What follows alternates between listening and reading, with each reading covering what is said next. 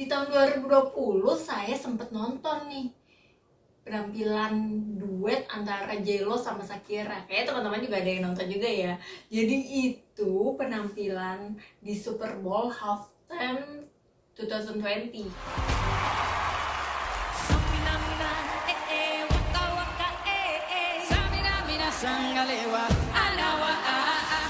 Waktu itu media sosial itu termasuk timeline tuh J.Lo, Shakira, meme banyak banget yang keluar tentang mereka berdua. Salah satu meme yang waktu itu bikin saya ketawa adalah yang memang kayaknya itu relate banget sama kehidupan saya pribadi ya.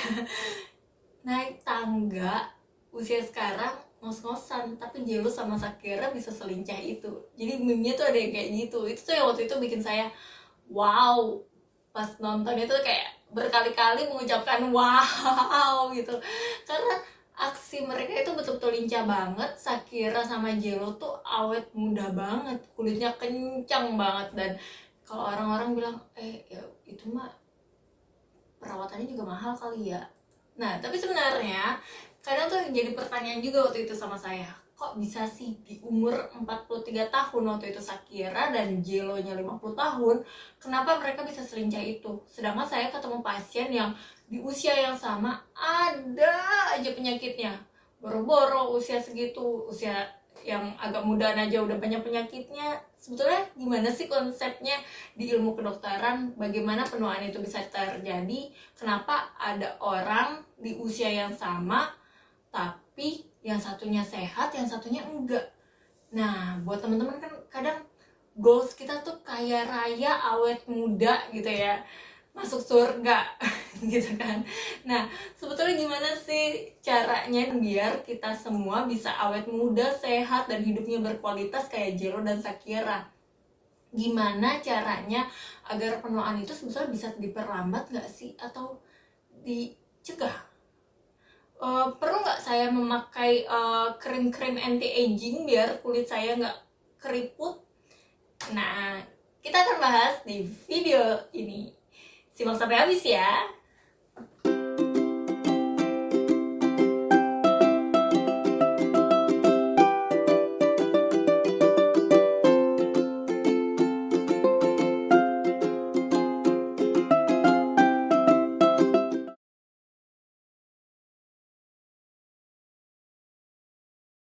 Konsep anti-aging medicine sendiri adalah tentang cabang ilmu baru kedokteran yang membahas tentang bagaimana sih kita biar bisa awet muda, hidupnya berkualitas, sehat, kayak J.Lo dan Shakira di usianya segitu masih energik banget.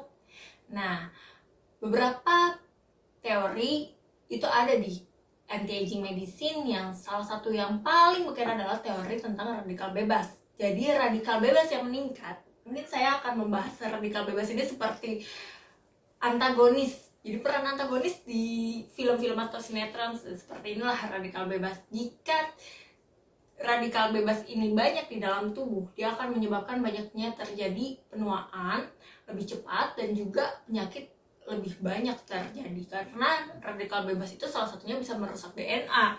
Nah, ketidakseimbangan antara radikal bebas si antagonis tadi dengan si antioksidan, si peran protagonisnya itu akan menyebabkan stres oksidatif namanya. Jadi stres oksidatif ini jika terjadi di tubuh kita, maka kita akan lebih cepat menua, lebih cepat terserang penyakit. Nah, itulah yang menyebabkan di usia yang sama, seseorang misalnya usianya sama nih sama J.Lo sama Shakira, tapi mereka lebih mudah terserang penyakit.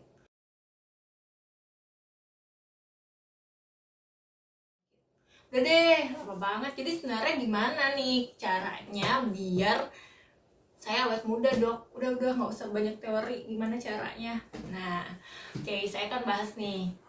Jadi sebetulnya radikal bebas ini atau penuaan ini sendiri lah, itu bisa terjadi dari dua faktor, yaitu faktor internal dan juga faktor eksternal. Nah, teman-teman harus tahu dulu nih sebelum kita bilang, oh caranya begini, saya harus ngasih tahu dulu nih beberapa penyebabnya. Jadi biar teman-teman tuh nanti tahu dan aware, oh begini ya. Jadi hal-hal seperti ini akan menyebabkan penuaan. Nah, Faktor internal sendiri itu salah satunya adalah faktor genetik dan hormon. Jadi semakin kita menua, hormon di tubuh kita akan semakin menurun dan itu menyebabkan fungsi di tubuh kita banyak yang terganggu dan akhirnya menyebabkan penyakit. Nah, kalau faktor eksternal apa sih? Faktor eksternal itu adalah faktor yang kita dapatkan dari luar, dari lingkungan kita. Nah, faktor eksternal itu seperti apa? Radiasi ultraviolet, polusi udara, kebiasaan merokok, alkohol, pola diet, sama pola tidur.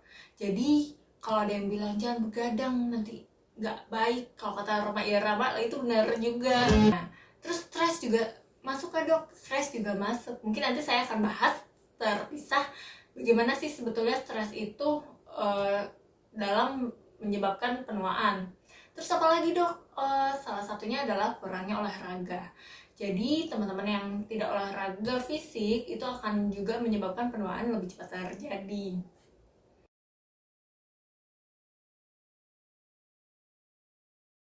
Dari kedua faktor ini nanti akan terjadi namanya proses penuaan. Dan proses penuaan itu bisa dilihat dari penyakit di dalam tubuh, dan juga yang mungkin paling bisa dilihat adalah penuaan pada kulit. Jadi kulit yang keriput, kulit yang lebih kering, elastisitasnya lebih turun, terus juga ada lentigo. Nah, itu akan menyebabkan kita bisa tahu nih, oh, orang ini sudah mengalami proses penuaan sebetulnya.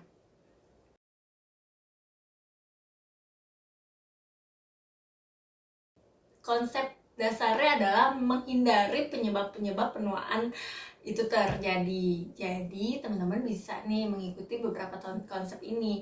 Konsep ini saya ambil dari bukunya Prof. Wimpi. Prof. Wimpi sendiri adalah yang menggagas anti-aging medicine di Universitas Udayana. Nah, gimana sih? Jadi yang pertama adalah kita harus menjaga kesehatan tubuh dan jiwa. Jadi istilahnya gaya hidup itu harus diperbaiki yang pertama kali. Gimana?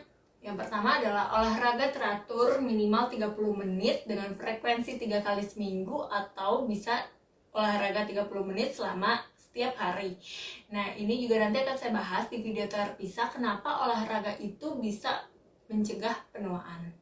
Selanjutnya adalah dari gizi. Jadi gizi itu penting banget teman-teman, bahwa apa yang kita makan, kan suka ada semboyan ya, what you eat is what you are. Jadi apa yang kita makan itu betul-betul akan berdampak ke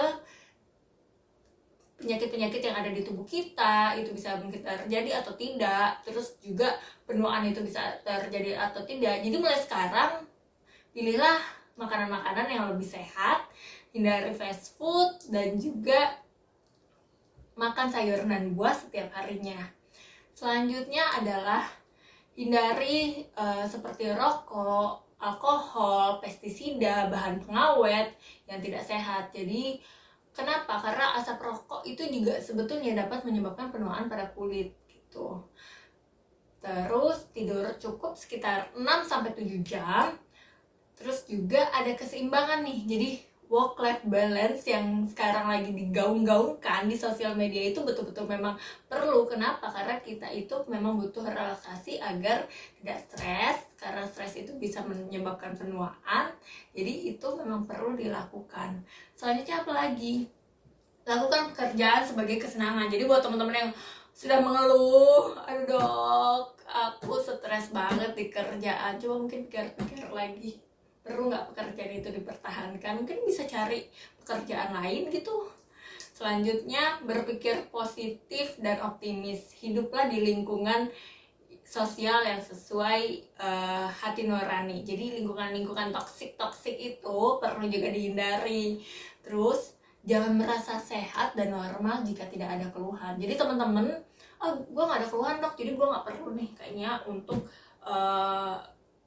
tes gitu, tes kesehatan karena gue sehat. Enggak gitu juga. Jadi sebenarnya idealnya itu adalah cek pemeriksaan tubuh itu MCU atau medical check up itu 1 tahun itu 1 kali per tahun. Untuk apa? Biar kita bisa deteksi dini nih apa aja penyakit-penyakit yang mungkin timbul dan nanti mungkin kita bisa menghindarinya dari pola diet yang kita ubah, gaya hidup yang kita ubah.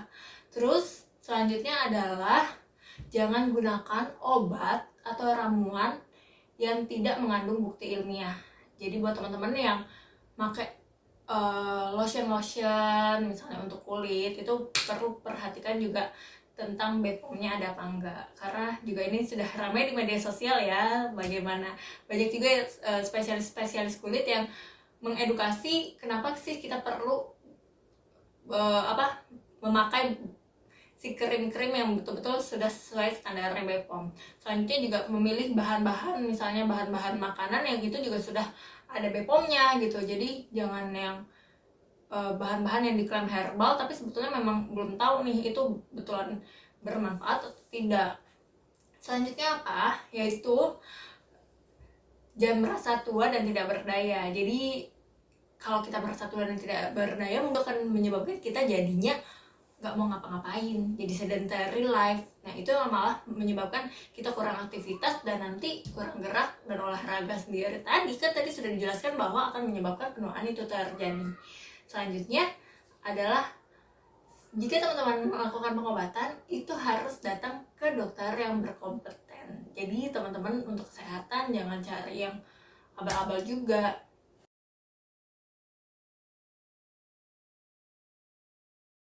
Proses penuaan itu memang bisa terjadi, tapi di konsep anti-aging kita belajar tentang bagaimana sih penuaan itu dapat diperlambat, juga dicegah agar kita tidak mengalami banyak penyakit, hidupnya sehat, awet muda, kulitnya kencang.